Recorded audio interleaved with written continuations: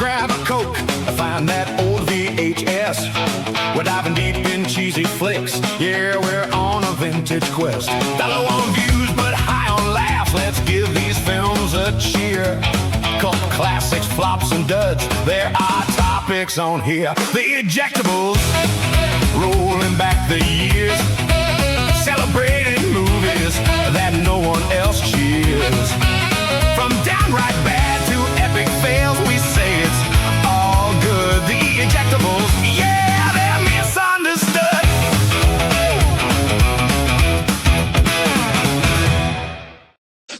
Well, welcome to the Ejectables. This is the show where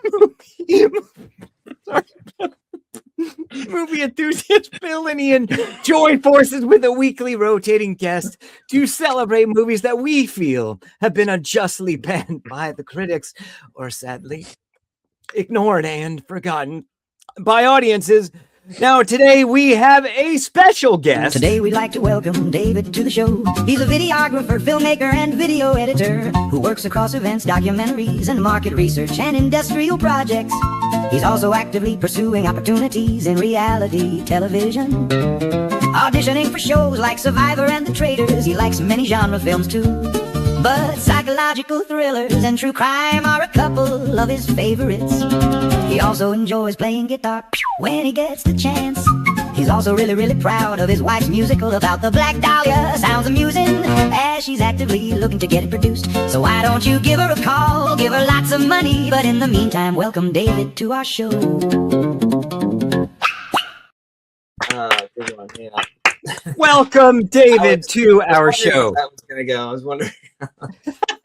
Sorry for our laughter at the beginning. I could see Bill behind the scenes during the opening credits, and it made me laugh. Ian keeps doing the Weekend at Bernie bag things, and you're gonna change. Oh, it's pretty funny. Sorry. No, Weekend at Bernie's is not a good movie, but Yes, sorry, it David. is. Can you tell us about auditioning for Survivor and these reality shows? What's up with that? Well, I actually, when I was younger, I was completely against them when Survivor came out. I was like, oh, these reality shows are going to ruin the world. But since meeting my girlfriend, but now wife, she got me into it when we were just started dating, and I've been kind of hooked on a few reality shows. I don't know. I love Survivor though; it's a great show. So I decided to audition for it. Yeah, last year.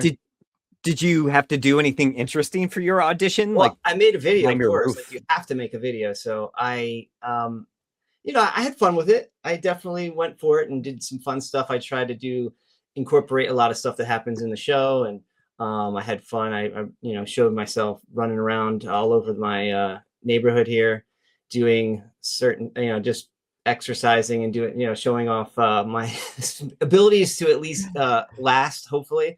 And I did some fun things with the camera. Any crazy stunts? Like, I don't know. I was climbing up some rocks and stuff. All right. What did I do? I did a cool drone shot at the end. That's right, because if you watch the show, he does like a fade out drone shot where I pulled a Jeff Probst and just kind of said what he says at the beginning of the episode. So I don't know. It was fun though. It was fun. I've been stopped twice in my life, people asking me if I'm Jeff Probst, and I'm not. I don't think that's a compliment. Yeah, I don't know if it was, but I'll take it. Whatever. If they I can kind of thought see that. I Maybe make money. I'd have to see you without the glasses because I haven't seen Jeff. Oh, okay. Not even close. Actually, a little bit. The eyes do help though. Yeah. Now, I do want to ask you tell us about the Black Dahlia. Your wife has written. Yes. Please. Yes, she worked on it during the pandemic. It's really cool. She's in the process of trying to get it produced, and it's if you're not familiar with the Black Dahlia, it's like a woman was murdered or found dead on the side of the road years and years ago. A very bad way. Yes. Yeah. Ian, do you have an alibi? What's that? Does Ian have an alibi? I had that like Aztec house in LA. Wasn't that like where it potentially may have happened? Yeah. But go on, please. She knows a lot more about it than I do, but it's cool. It's just like, it's a very cool comedy or a musical. I'm sorry, not comedy, musical. I was like, what? Yeah, no, it's not funny at all. That's a dark story. It's great. The music is great. She's a great songwriter and musician. So I'm very proud of it. So if anyone's out there looking for a really good musical to do, kind of a classic kind of musical, that'd be interesting. And it's so many people know that story, and that would be an interesting take on it to see that like a musical perspective on it. Yeah, like a Sweeney Todd or something. The first act is different, completely. It's kind of the first act is there, and the second act is kind of like becomes something different, like a kind of trying to solve the mystery kind of thing. So it's you never, I don't want to say what happens in it, but it's she die at the end. Sorry. That's what happens in the middle. See? Too soon. Oh, I heard her middle. Sorry, I'm gonna stop. Is there a GoFundMe or anything for it, or just if anyone is interested in maybe? Oh no, there's no no, not at this point. No, I think she's just trying to find, workshopping it at this point, and getting it. So, but she's working. And what's her name so people can pursue her? If Courtney Lee Hines, or I guess Lillich, Courtney Lillich. Okay, cool. You guys have the same name. What? So today, because of your pick, we have a special episode, and it is this. New York, New York, a wonderful town for movies. So, which brings me to then this. Nobody knows.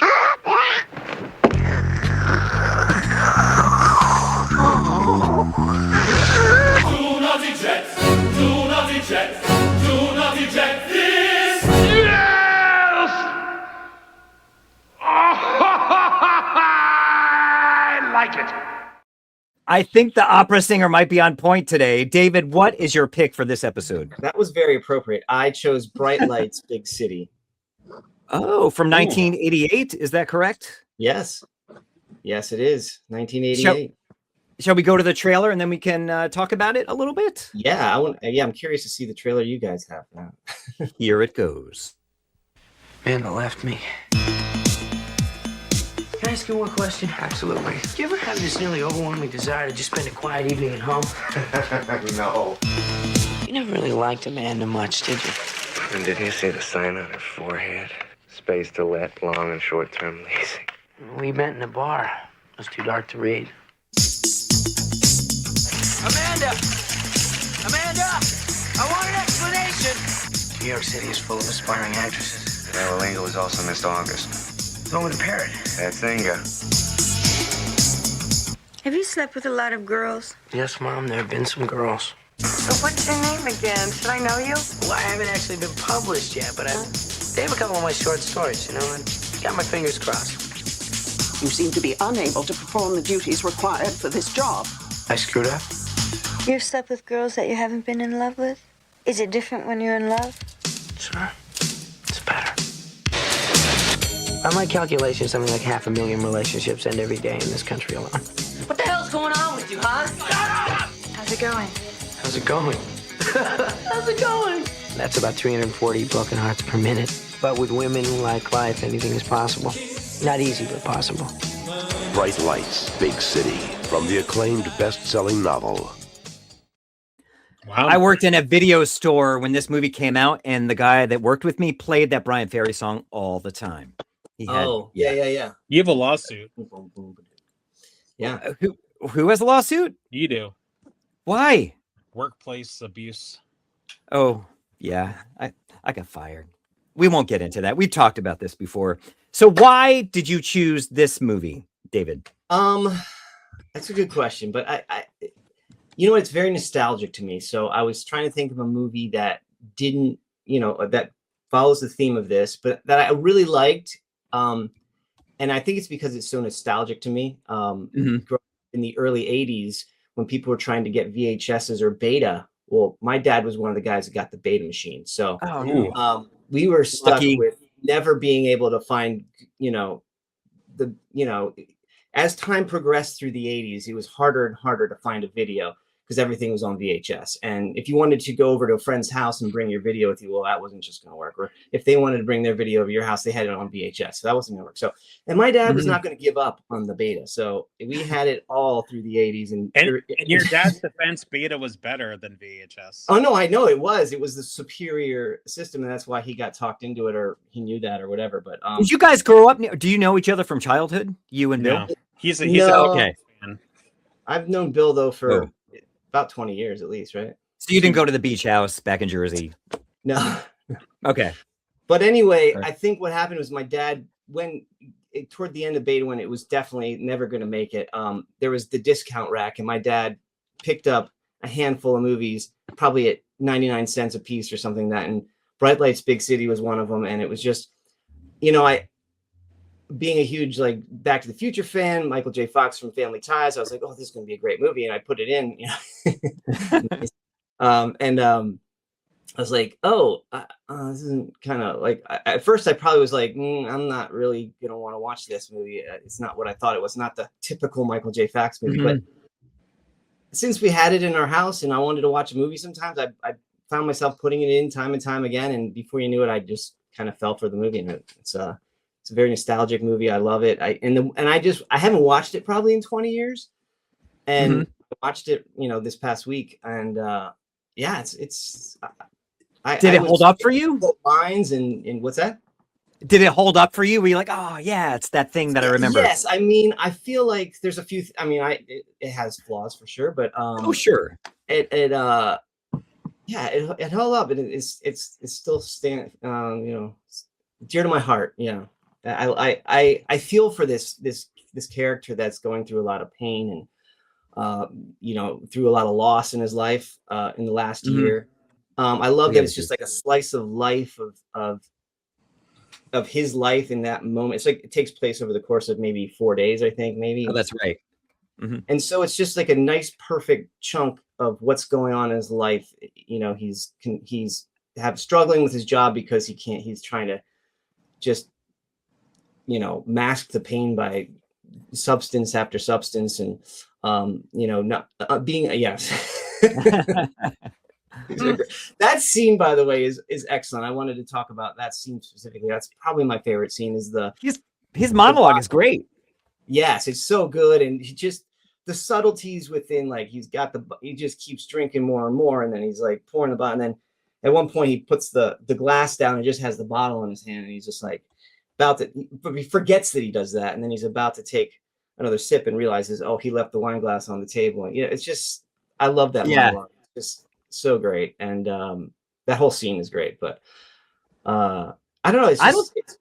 Yeah, go ahead. Oh no, well, I was going to say, I don't think I ever saw the whole movie until this past week, because I feel like I'm a little older than you, but at the time I'm like, I'm not interested to, I don't want to see a movie about a guy and drugs. And then when watching it, I always assumed it was more graphic, more insane and rough around the edges. Like he really like loses himself. And I was like, it's kind of mild, even though like the first couple of lines in the movie is like, first actor we see in the movie, she's like, do you have drugs? And then a minute later, she's like, I love drugs. I'm like, oh, it's gonna be a big drug movie, but it never gets that extreme. And I guess supposedly Sidney Pollack, who produced it, asked them to write out a lot of the drugs to not tarnish Michael J. Fox's reputation. But yeah, I know it was a book. I never read the book, and so I heard the book is quite a bit more involved in that.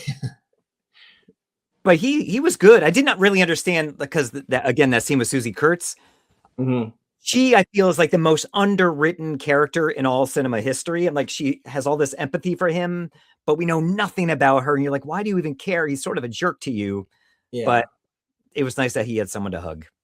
But she was an employee friend of his. So, I think she's just a very soothing.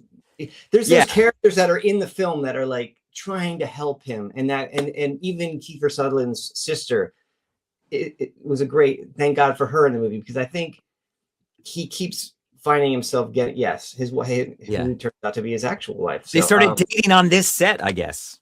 Was it family? It wasn't Family Ties. Yeah, it wasn't Family Ties. It was this. It was this. Okay. Yeah, they met on Family Ties though. Yeah. But yeah, I just thank God for those couple characters, because I feel like he was so influenced by his pal, who just kept putting him into constant. Yeah. There was nights you could see he just wanted to settle in it, but no, his friends wants to take him out every night and just get him hammered, meet girls, and drink vodkas, double vodkas, and do lots of coke. Yeah. So yeah, you can just see the pain, the struggle. I love the struggle that he has, and I love the all the little side stories, like the flashbacks that he has with his mom. Yeah, and then even like the whole coma baby throughout that theme is just, it's an obvious metaphor. It was for cool. Yeah. So I don't know. I think it's just, the more I see the movie, I'm like, oh, it's just really well pieced together. It was creative. It was so it's just. I think it's a great pick for the show, and there is a lot. I mean, seeing him in one of his better performances too, I think is interesting, in sort of a darker performance. Yeah, exactly. Bill, what do you think of this? So I know all about this movie because when I was in 6th grade, I wrote Jay McInerney a letter, and he wrote me back. I still have it. So I don't know what you're. Yeah, the writer of the book. Okay. So I don't know about what 6th graders were reading Bright Lights, Big City, and then writing, but he wrote me back. What did he say? Do you want some Coke, or what? No. He was like, I was like, is Allagash? He's like, Allagash is a combination of many people, and it's semi-auto. I mean, I still have it. It's in the storage unit, but oh my God. If you need to know why I'm so crazy, it's because that's in the 6th grade I was reading Bright Lights, Big City. Now, wow. Now, okay, so this movie was a very troubled production. The original director, they filmed for like 2 weeks with Joyce Chopra. I think she's a British director. She eventually did the Lemon Sisters, but she was coming off a Laura Dern movie called Smooth Talk, and she hired the screenwriter to write it. Within 2 weeks, she was very indecisive. They had to fire her. So James Bridges, who was one of the greatest filmmakers ever, he did The Paper Chase, which is top 50 for me, the 1972 movie. He did Urban Cowboy. He did Mike's Murder, which is a great ejectable, but it's just impossible to find. I think he did The Star Chamber. Unfortunately, he did Perfect, which is kind of that was the one before this, and this was his last film, correct? Yes. So the amazing Gordon Willis, the great cinematographer, shot it, who did like Godfather, Godfather 2, all the Woody Allen movies. So that scene where Michael J. Fox is at the desk, and he has the straw, and the straw floats. That is one of the most beautiful shots in film history. And Gordon Willis, you would think that a movie about nightlife in New York wouldn't really be up his alleyway, his bailiwick, but he did such a great job with it. James Bridges is a very stoic filmmaker. He doesn't move the camera a lot. A lot of it is just master shots. So I think that because the production was so troubled, the resulting thing is that fans of the book didn't love the movie, and then fans of Michael J. Fox were bewildered by it. But I think it's awesome. I think Gordon Willis it's one of the most beautifully shot movies ever. So it's a great pick, Dave. I have to ask. Oh, I'm sorry. Go ahead. No, you, David. Since you the casting of Michael J. Fox, I mean, it doesn't seem like he would be right for that role. And now, but, who would be? Who would you maybe put in that role other than him? Because now that I've seen it this over the years this many times, I can't figure out who else would play. It has to be someone literate, and he's literate. They can't be Robert Downey Jr. He was living it. Robert. Yeah, maybe Robert Downey. But Rob, I don't know. Michael J. Fox has this side to you where you feel for him. I don't know. I don't know. Would Robert Downey Jr. get that? I don't know. He wouldn't have that vulnerability that we do see in Michael J. Fox here. Yeah, and that this guy trying to succeed. He's trying to be a writer. And that whole scene with the guy at the lunch he goes on with Jason Robards. Yeah, that's such a great scene. I don't know. There's just so many little pockets of great scenes, and this it all happens in 4 days. They just really cram it all in, and it's just did work at the New Yorker, so it's based on his life. He was a researcher at the New Yorker. As a reader of the book, Bill, was that scene with the ferret? Because that scene for me stuck out sort of like a sore thumb. Like it's making me so not buy this at all. There's a scene with the ferret in the boss's office. Yeah. I think the book was famous not for the illicit drug use or the New York nightlife, because Bret Easton Ellis would take that over with Less Than Zero, but he wrote it in second person, so an entire novel written in the second person. And he got away with it. I think that's why he became such a major writing star. So, yes, and in Premiere Magazine, they had a shot by shot how they did the ferret thing. I remember growing up. Oh, really? Yeah. I used to get that back then. I don't remember the ferret scene, but anyway. But this is a very good pick for the show. I mean, how much it cost? 25 million, made 16. Oh. Wow. Yeah. And I also want to say that if you want Michael J. Fox in a drama, Casualties of War, I think it's just as good as Platoon. And it was, definitely died on the vine, but yeah. That'll be on here. Yes. And he had just done Secret of My Success right before this film, I believe. That was the film he did right before this one. He was and this is the only pick of our New York episode that's actually entirely shot in New York. So Bill and I fail. Yeah. Oh, wow. But, really?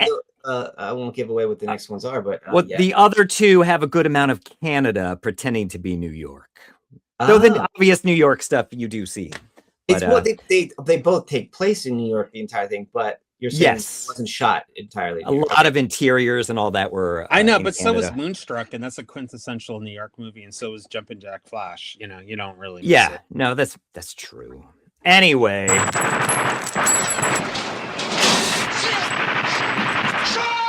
It's beautiful, man. Beautiful.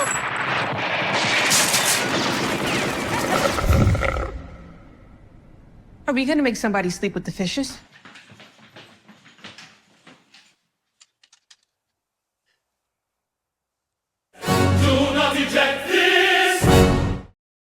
Wow. These don't even make sense anymore, Ian.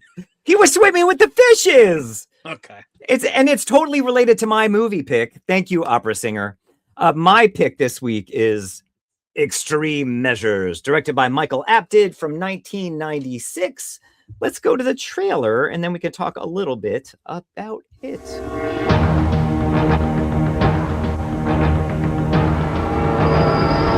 Critics are calling Extreme Measures a ferociously suspenseful thriller. They're gonna kill us! Hugh Grant and Gene Hackman make riveting adversaries. You're not God. You'd better think about that. Extreme Measures is the best thriller since The Fugitive.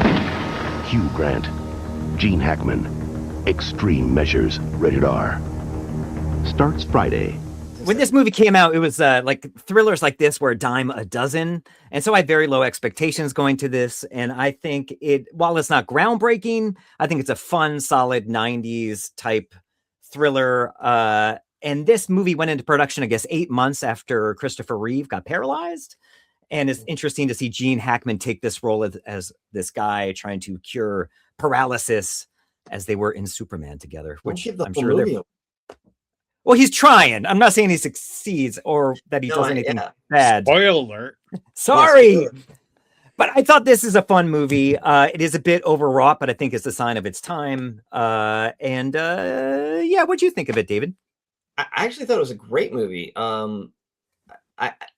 feel like I'd maybe seen it, or I started to see it, or didn't fully consciously remember it. But like plotline, as I was watching, I'm going, man, I feel like I've seen this before. And I like the journey you go on.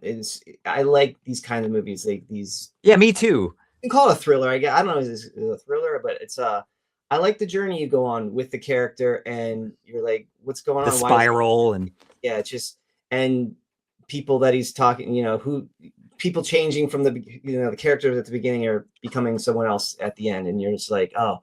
So no, I thought it was good. And then plus there's like a moral dilemma at the end that you can have a conversation about how you feel about who's that? That's was Elizabeth Hurley. They produced this movie together, and they were in a relationship at the time. Were they married? I think so. And it was interesting also to see him do something more serious, because we only knew him as like the bumbling comedic leading romantic guy. Yeah, but he didn't do that. Yeah, no, he's like, totally, actually, I'm not a huge.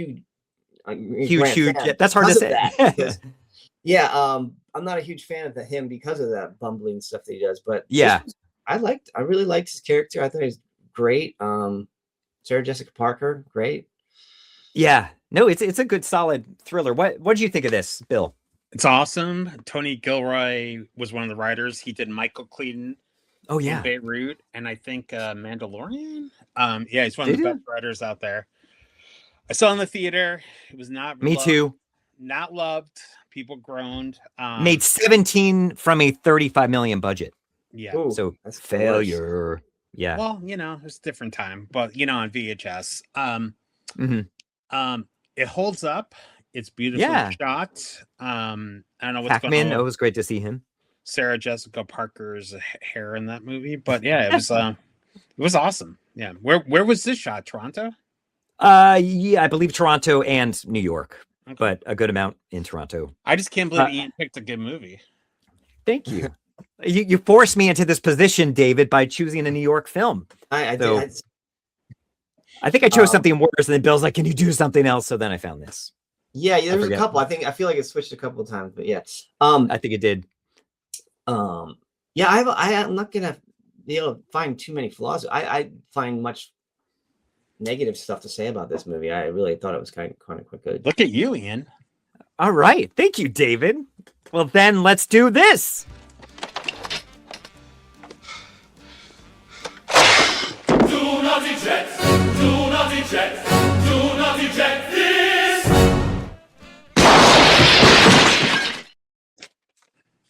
Well, that brings us to your pick, Bill. What could it be? Oh, I didn't pick a movie this week. Oh, that's right. Okay, well, everyone, like, share, tell your friends. David, thank you for coming on. And your wife's name again? No, I'm kidding. Bill, what's your... I picked The January Man. But it's April. 88? 88? Yeah, 26. Dude, oh, yeah. You want the trailer? January, but we're watching it. Oh, that's true. He did pick it in January. Every day it's another girl dead. It's getting so I don't want to get up in the morning. What a story. I'm about to know when he's going to kill the next girl. What a cast. This is the guy that can do the job. I'm coming! It's Tornado the Strangler. You are under arrest. The January Man. What a way to start the year. Whoop-de-doo and la-di-da. Rated R. Starts Friday. Check newspapers for a theater near you. Wow. So, there's a lot to unpack here. Okay. So John Patrick Shanley wrote it. He's one of my favorite playwrights and screenwriters ever. He did Moonstruck, Five Corners. This is after this he did Joe versus the Volcano, and he went through a little bit of a rough period. He wrote Congo, but he also wrote like Danny in the Deep Blue Sea, that wonderful play. Okay, I grew up in a very small town called Ramsey, New Jersey. Is this the town the beach house was in, or like where the main house was in? The main house was. Okay. In the gated community. Sorry. In this house, in this town, there was one celebrity that lived there, and his name was Danny Aiello. Okay. He's in this movie. He's in this movie. So when he was in Moonstruck, which John Patrick Shanley wrote and Norman Jewison directed, he was supposed to direct this movie, but he got so burned out after Moonstruck. He that movie played for like 2 years, and then this movie, complete bomb. Roger Ebert said it was one of the worst movies ever filmed. It's actually really funny. This movie played forever, died on the vine.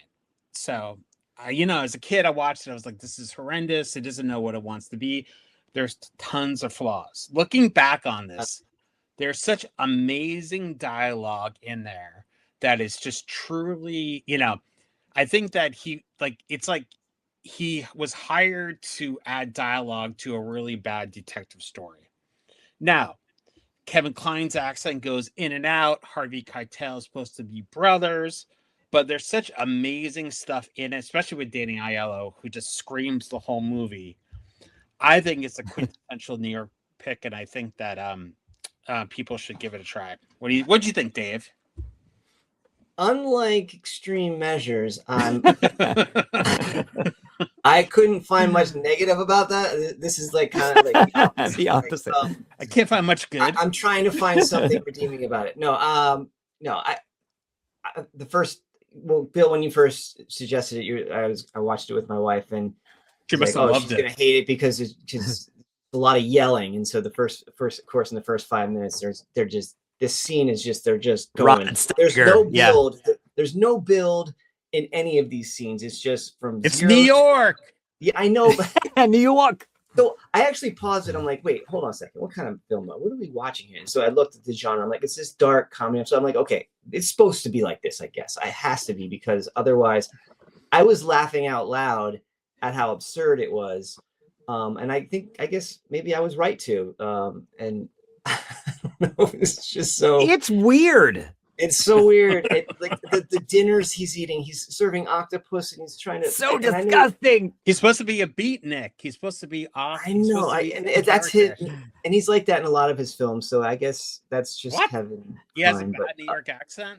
It goes in and out sometimes. There is the other tie between our movies. Not only is it New York, but you got Kevin Kline and you got Phoebe Cates that was in my movie. So that's right.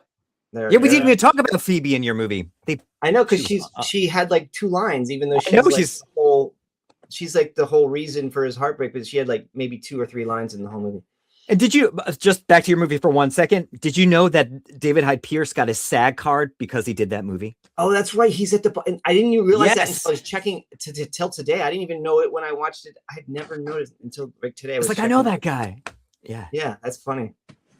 Back in I don't know if I saw all of January Man. I know it basically came straight to video, at least in my town. And I think I wanted more of an action comedy, and it's sort of a mix. I do agree with Ebert, and I did grab a piece of what he had to say. So let's watch this. It's like 30 seconds. Well, I thought the January Man was way, way, way all over the map. I think the people in this movie were all working with different scripts or with different instructions. It's like an interview I saw with Leslie Nielsen, the man who's the star of The Naked Gun, and he said, I had to play it absolutely straight as if I didn't know it was a comedy. Some of the people in this movie don't know it's a comedy. Other people in the movie don't know it's a thriller. Some people are playing it straight in the same scene where other people are playing it for laughs, and you're totally baffled at the end. Just when you begin to get rolling with the fact that a scene's going to be funny, it turns serious on you. Just when everybody's going to be colorful, somebody's very realistic. I was utterly baffled. I had no idea what this movie was trying to do. I totally agree with that. There's that scene at the beginning when Harvey Keitel is trying to get Kevin Kline back into the police. And it's like they're acting in 2 different movies face to face. That's what makes it glorious. That's what makes it awesome, because it's real life. Yeah, I enjoyed it. You enjoyed it? I enjoyed it because the performances, moments of the writing were really fun and good. But as a whole, I'm like, it's a mess. But there were enough pieces that I enjoyed, and I wish it was a better film. Yeah. But I enjoyed it in a weird way. Would I watch it again? No. Neither would I. But don't eject it.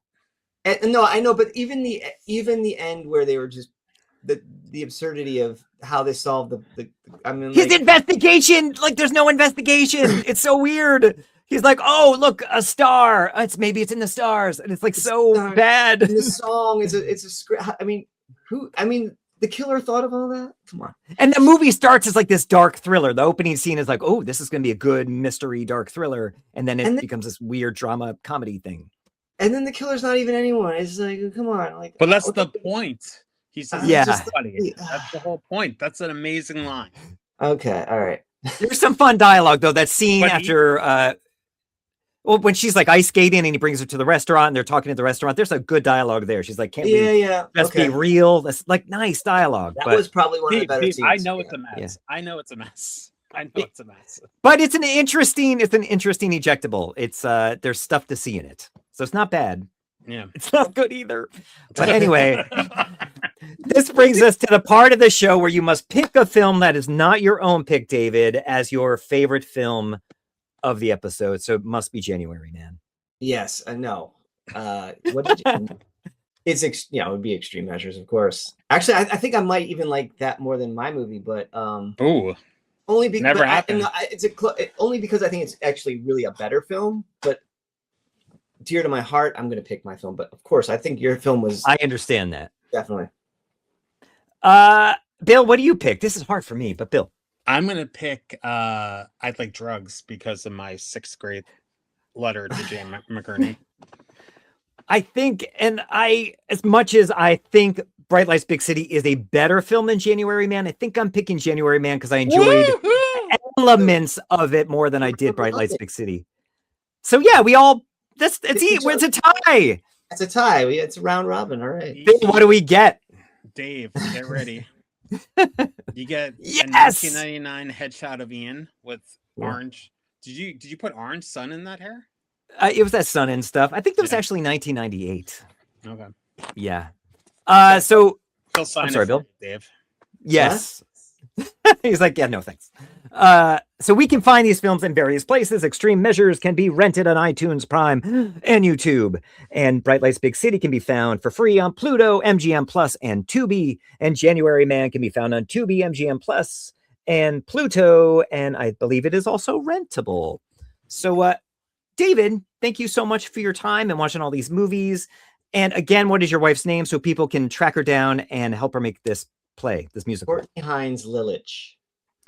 Courtney Hines Lillich. You can also just look up the Black Dahlia the musical. Okay.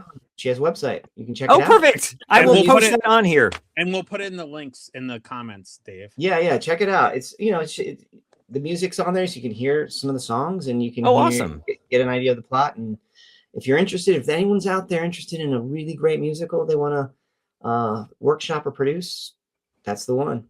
And also, I want to note, Survivor producers, get David on there. You don't know what you're missing, and he can film some of the stuff on the side.